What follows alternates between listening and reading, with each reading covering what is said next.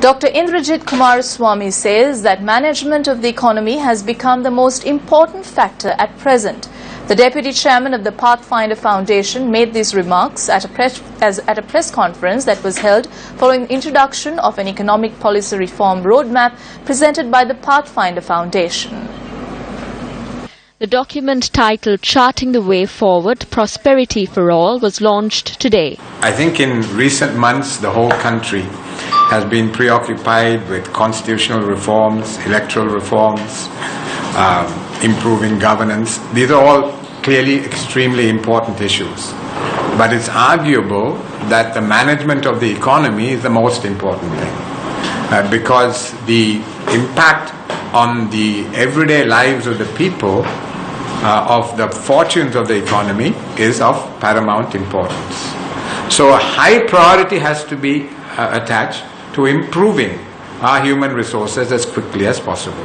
So these are the three big challenges: macroeconomic stabilization, structural reforms to get new growth sources, and developing our human resources so that we have a competitive workforce that's able to take us forward to middle income, upper middle income status and beyond.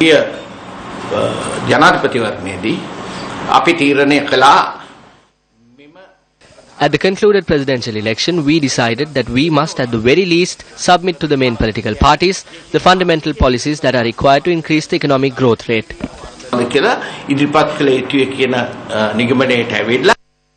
The Pathfinder Foundation points out in its roadmap that the country's economy is in urgent need of reforms.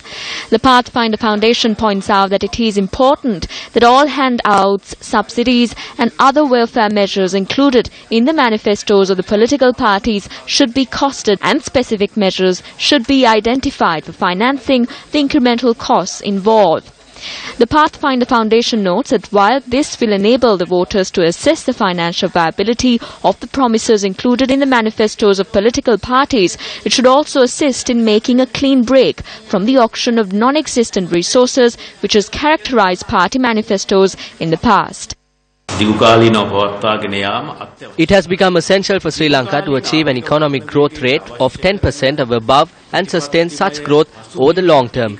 Economic growth will not continue this way in the long term. If the necessary long-term policy background is not created, it is reducing every year. Economic growth this year will be less than last year. Sri Lanka does not have the investment environment that investors are looking for. We do not know because we receive many things for free, but all of this is obtained on debt.